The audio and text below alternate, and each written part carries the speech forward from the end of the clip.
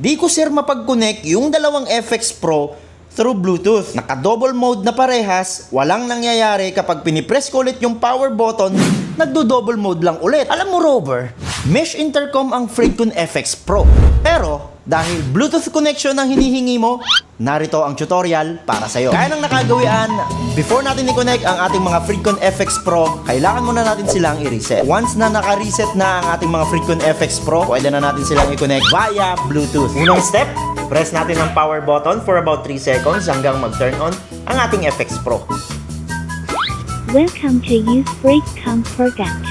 Pagkatapos nun, isi-set natin siya sa advanced mode. Paano gawin yon? Press natin ng sabay ang plus at minus button. Advanced mode. Once na nasa advanced mode na ang ating FX Pro, double press natin ang power button o intercom button para naman i-activate ang pairing state o pairing mode ng ating FX Pro. Pairing.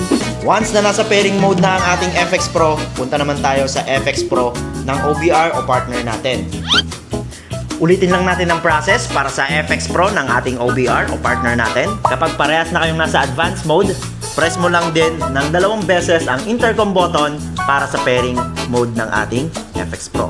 Pairing. Once na nasa pairing mode na ang dalawang FX Pro, next natin gagawin ay pindutin ng 1 beses ang power button o intercom button para sa double mode.